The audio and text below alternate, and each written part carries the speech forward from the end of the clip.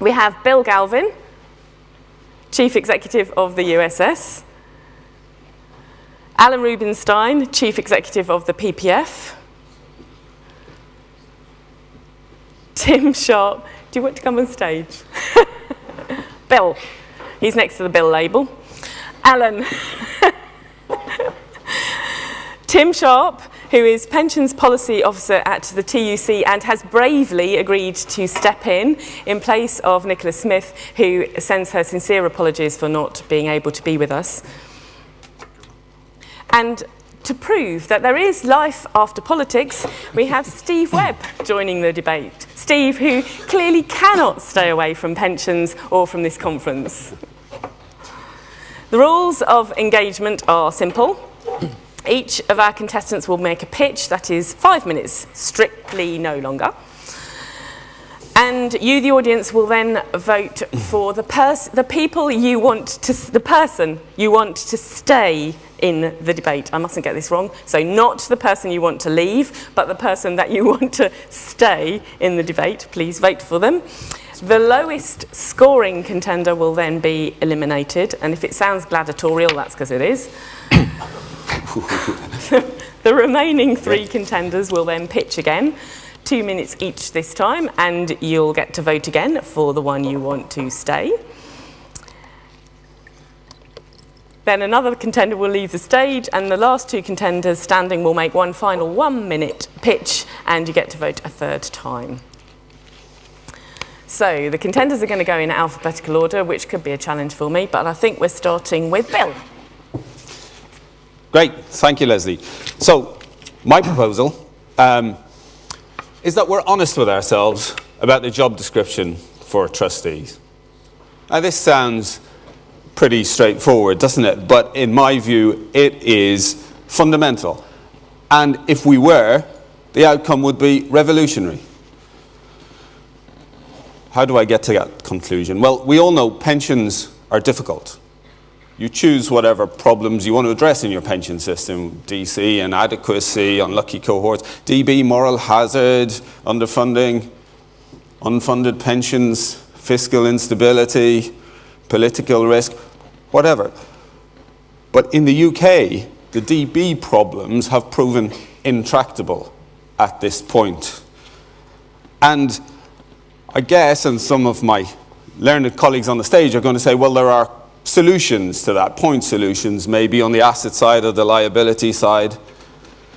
Actually, I think that these might help, but they won't make the problem easier. I mean, think about the DB challenge. What would the job description for a trustee or a trustee board look like?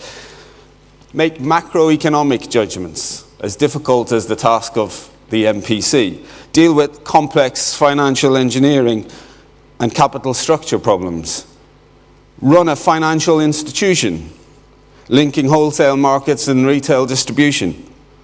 Take accountability for member outcomes. Deal with local and perhaps national social justice and labour relations issues. So, that's a meaty role, isn't it? The qualifications for that role must be enormous. The bar must be set very high. That role must have very high status. Well, I guess some places it does. But in a lot of places, it's well-meaning amateurs, time-conflicted, without adequate training, put together with some utterly conflicted and time-limited executives, sprinkled with a few professionals and a regulator looking over the shoulder. We compensate for all this by outsourcing decisions to consultants, by outsourcing responsibility for functions to outsourced providers. And we put a regulator looking over everybody's shoulder. If we want DB done properly, it should be about putting responsibility into the hands of people who can make these judgments and run these institutions as they should be run. And I think that's what members are due. And we hear all kinds of reasons why it's impossible. Starting from here, it's difficult, but it's not impossible, because I think if we did that, we would have people who would find solutions to the problems on both sides of the balance sheet. much of the rest would follow from this. Ways would be found to have accountability, good answers on the liability side and on the asset side. So I guess my pitches might not immediately play to the audience, but I think it's the right thing to do. And if you want me back, I'll talk a little bit about what the solution might look like and how it might be implemented. Okay, thank you, Bill. I think our next contender is Alan. Right, thank you, Lesley. Can I start with a disclaimer, which is that although it says up on the screen, Chief Executive of Pension Protection Fund, in fact, this is just one punter, like all of you, trying to come up with the best thoughts they can on what we might do to solve the problem that Bill has so eloquently identified, though not actually solved, I don't think, Bill. We have to wait for round 2. That's the next bit, yeah. Good thinking. So this is not a PPF pitch. This is certainly not a DWP pitch. And it most certainly is not a government pitch. It's not a few other things either, because it would be easy to come here and talk about the usual suspects. One of the solutions that we could find is employers put more cash in. It does work, PPF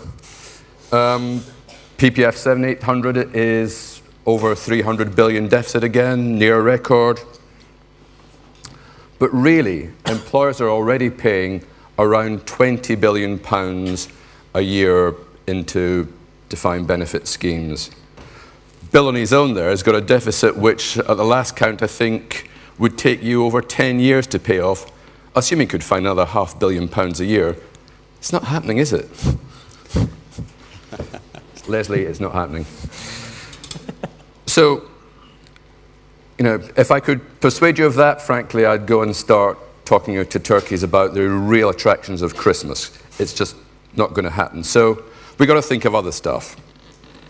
So how about we think about changing the way we value schemes? Well, if anybody has been in America of late, you will know that they have a system of fancy accounting which we gave up many years ago. And you just define your problem away, which is great. Except that, if you remember, the reason why we have the PPF is because we had Maxwell, then we had the Good Committee, which recommended initially a minimum solvency requirement and then changed that to a minimum funding requirement. We saw how well that worked. Hello, PPF. So changing the way we value schemes, I don't think is going to solve our problems. Or we could just sort of keep plugging away with what we've got. I mean, Steve is probably going to ask you to support, as I do, in fact, defined ambition. And yes, but it's just managing DB into that long good night, isn't it? It's not very radical. So I think we've got some big problems, and to deal with big issues, you need radical solutions, and here's mine. This is a pension bond, a bond that addresses the needs of pension funds, deals with our problems, and it also deals with another problem, which is providing some decent infrastructure for this company. So my idea is that these bonds would be long-term, say 30 years. They might be inflation-linked, they could be fixed, but crucially, they would pay a yield that is perhaps 1% above current, so instead of 2.5% on 30-year gilts, say 3.5%. They would only be available to pension funds, so a bit like the pensioner bonds that were sold by NS&I, really. But crucially, they would have a single purpose. The government would issue these and use them purely to rebuild our infrastructure. And frankly, if we can rebuild our schools, our roads, our hospitals at this kind of rate, then I think we will be getting a good deal. So if George Osborne really wants 20 billion quickly for infrastructure, this is the way to do it. And it has benefits too on the valuation side, because if we're getting a yield of 3.5, you can value it a yield of 3.5. So, like Bill says more later, but in the meantime, I'm asking you to support pension bonds, build a better Britain, save DB pensions. Thank you. Thank you, Alan. And now over to you, Tim. I'd like to start off by perhaps slightly inelegantly turning one of William Shakespeare's more famous phrases on its head, which is a bit of a national pastime. I come here to praise DB, and not as is the sort of fashion to bury it. Defined benefit is too often characterised as the preserve of a few cosseted civil servants and MPs and former MPs, and yet it is in reality it is in reality an important part of the retirement savings of millions of people. Yes, the DB pension has, in much of the private sector, fallen victim to a combination of government idiocy, changing working patterns, and corporate opportunism. But they are now all too easily characterised as a burden on the companies that sponsor them, yet arguably they play as an important role in the retirement savings of millions of people as the alternatives. So more than 11 million people are receiving or will in time receive benefits from a private sector DB pension scheme. Still around 29% of employees aged over 16 are currently contributing to a private sector DB scheme, although that's well down on the 46% as recently as 1997. But this means that occupational DB schemes still represent 49% of total workplace pension membership compared to the 51% in various forms of DC, and still more than 2/3 of private sector schemes are open to future accrual. And we often open DB schemes are concentrated in those sectors, perhaps with stable workforces, with strong trade union presence, and the importance of pensions to these members is illustrated most often when they come under threat. So we've seen recently sort of industrial action in the steel industry to defend DB benefits. And for employers, DB pensions are still clearly a major expenditure. As Alan mentioned, maybe £20 billion a year going into employer contributions. So DB schemes remain an important part of expenditure by companies and are clearly important to workers, which becomes particularly apparent when they're under threat. Yet employers are failing to get the full value from these contributions because many, or indeed most sponsors, have shifted responsibility for pension schemes from HR or personnel departments over to finance departments. There, a scheme is treated as a risk to be managed and little else. So our one change would be to shift management of DB pension schemes back to HR and away from finance. And to use an analogy, and I know that Steve will not have heard nearly enough about high-end sports cars over the last couple of years, this is like buying your Lamborghini, paying for its upkeep, paying for its insurance, but not taking it out to show off to the neighbours, which is the entire point of having a sports car in the first place. So I think that we've got to think about the communication of DB schemes and its benefits and its use as an HR tool, which has been largely forgotten, especially if a scheme has been closed to accrual. So I think the irony is that with finance managing a scheme actually means that the business is no longer getting the full value from it. And you can see this is understandable to a degree. If new employees are in a DC scheme, the DB scheme may no longer be the focus for the pensions focus for HR. And you may not want, if you've got new employees coming into a D scheme, you may not want to highlight the fact that their peers in the DB scheme are getting rather more generous contributions. But companies should still make sure that they get value from the large schemes that they spend on a scheme. Yet often the only thing that employers are talking to employees about is that DC scheme, and often that will leave them unimpressed. And I think as part of a shift of management of DB schemes back to HR. We need to have a shake-up of communications to make sure this full value is being utilised, just as a company would do when they're thinking about their cleaning contract or who provides the photocopiers.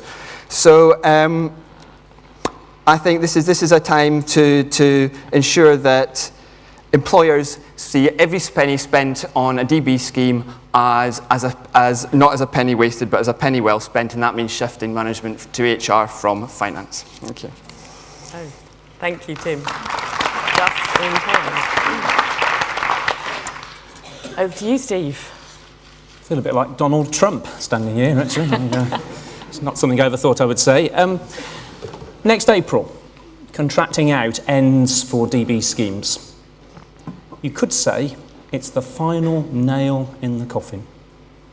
Except this coffin's got so many nails in it, there's no room.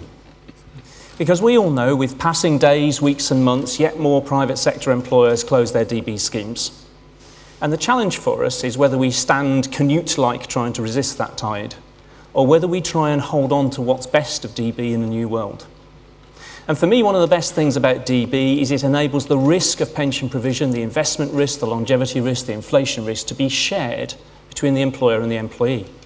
And if we do nothing and private sector DB dies, then overwhelmingly that risk will fall exclusively on the member, who's not well placed to bear it.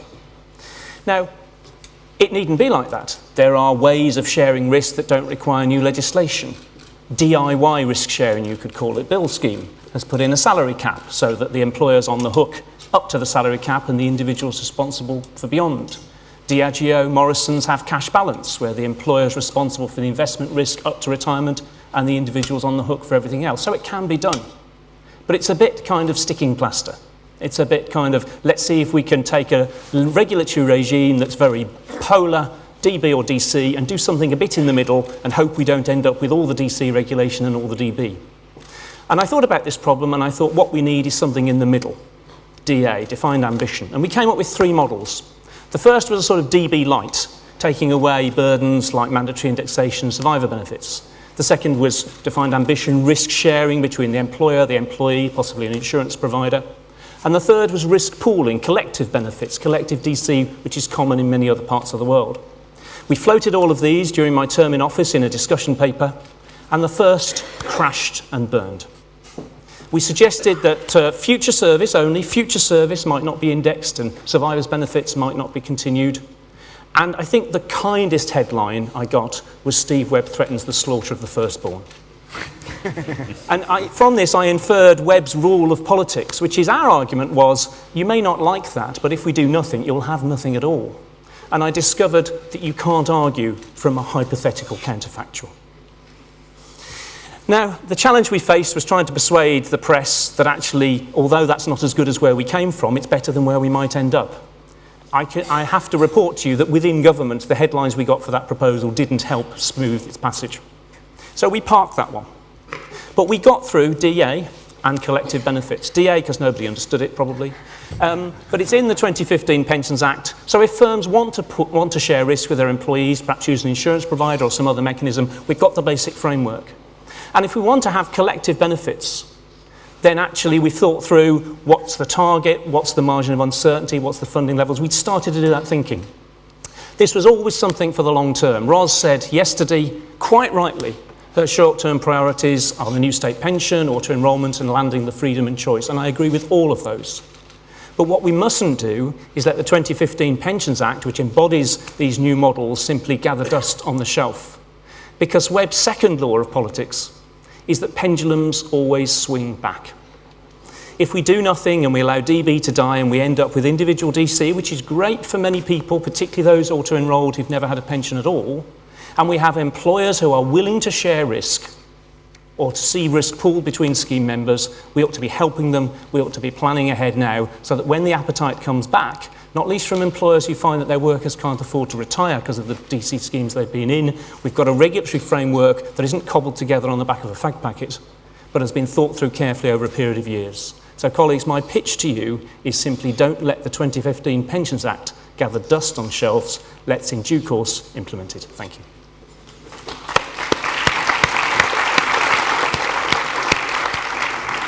Thank you, Steve. So it's now over to you, our audience, and our audience outside the auditorium to vote. How long do we get to vote? Yeah, I just put my stuff. I'm hoping that the scores are going to come up. Vote for the person that you want to stay, not the person you want to leave. Okay, so woo. Oh dear, I'm afraid. Bill, it looks like you're leaving the stage. Thank you very much.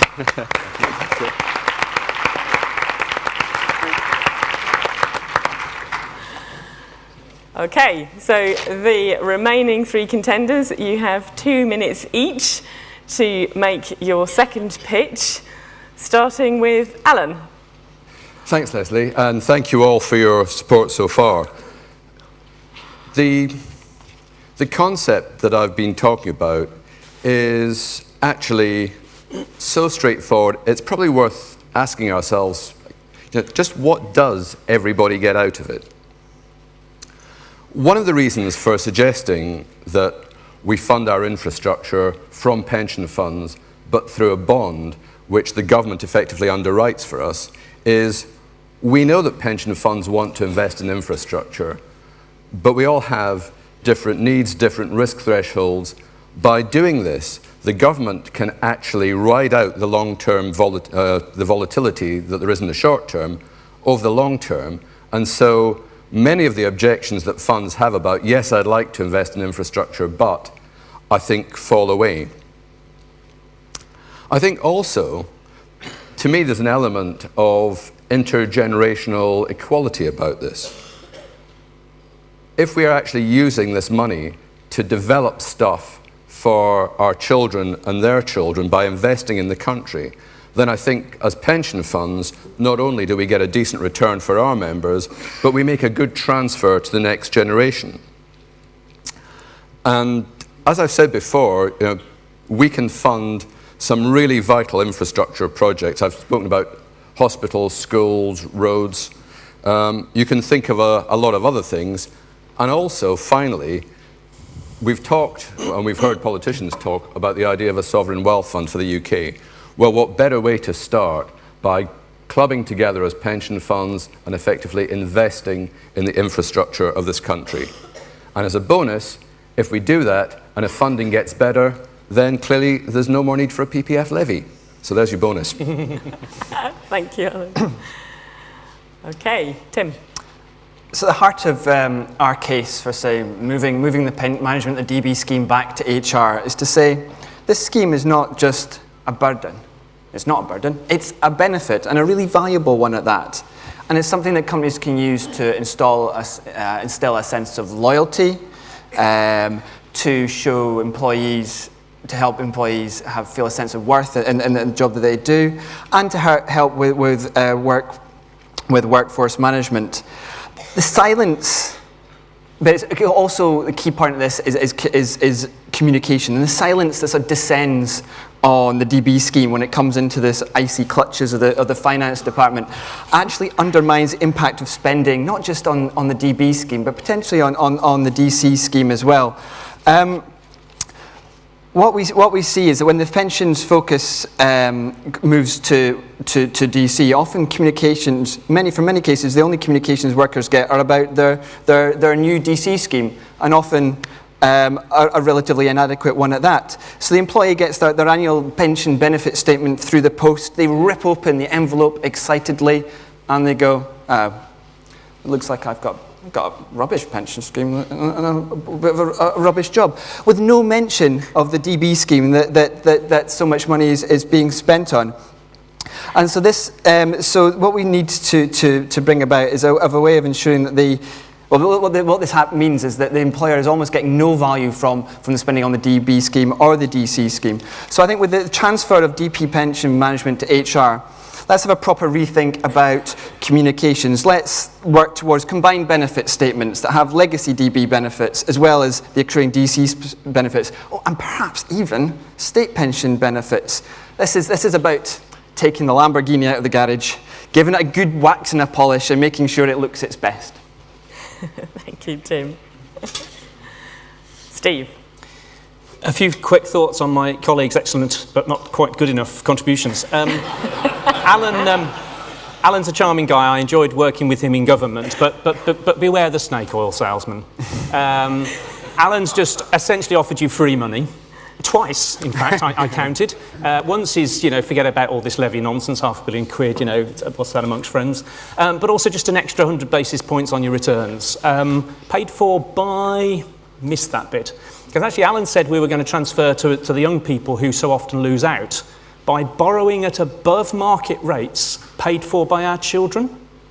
I think that transfers the other way, but I may be wrong on that. I don't think if I went to the Chancellor and said, you can borrow at next to nothing at the moment, would you like to pay more for your borrowing for infrastructure? I don't think I'd get even through the door. So, lovely idea, but won't happen. Likewise, getting HR to run pensions again for companies. I think there is a phrase that the American gun lobby use, isn't it, about out of my, my dead sweaty hand or something like that. I don't see finance directors, not quite in those terms obviously, but finance directors letting go somehow of the pension funds. I think that ship has sailed. So if the ship has sailed, how do we make sure that we move to a better place? And I think for me the key point is this. We are moving to a world where individuals will face massive uncertainty. My daughter's 19. She won't know what her pension age is until she is 60. I would guess, because of changing pension ages. She will have a DC pension. She won't know what it's worth. She won't know almost anything. There will be huge uncertainty in her life. She won't know. She'll have to choose about working on part-time work, different sorts of pension provision, what to do in accumulation, what to do in decumulation. There will be so much uncertainty that reducing risk, volatility and uncertainty will be a huge prize. My argument is the appetite will come back for reduced volatility, for sharing risk. There will be employers who are willing to do it. Let's make sure there's a legislative framework in place that enables the best employers to give the best pension provision. Okay, thank you, Steve. Slightly over. Your turn again. Please vote for the person you would like to stay in the debate. They have one more round of a 1-minute session, so please vote now.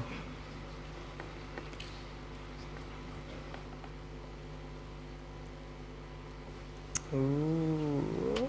I'm sorry, Tim. Looks like HR wasn't the popular option. Thank you very much.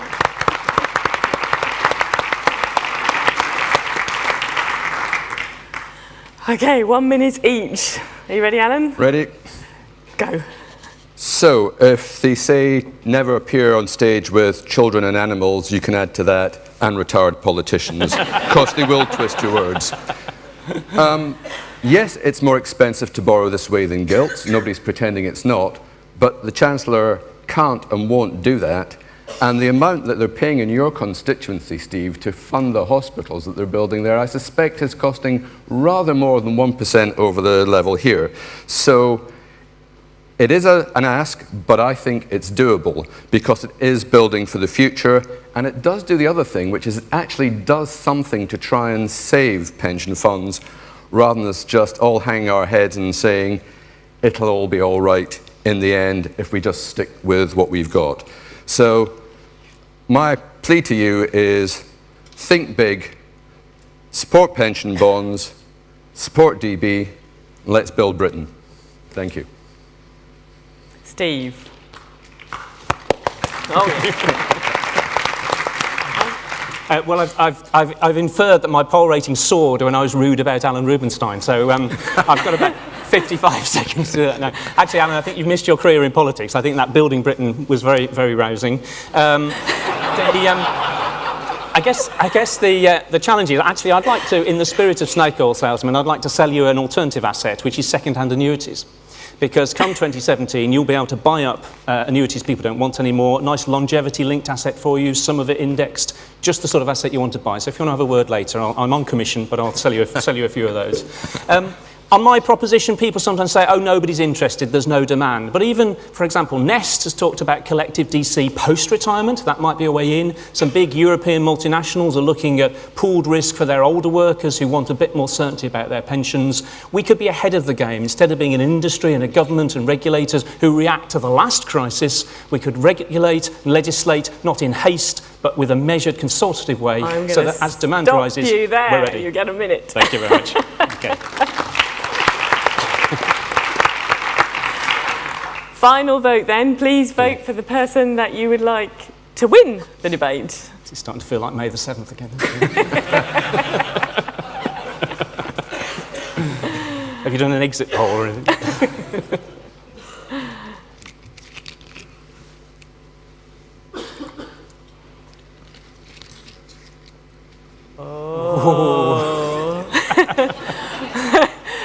It looks like Steve has won the day Congratulations. Yeah. again.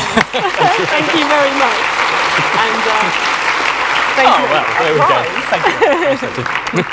Thank you.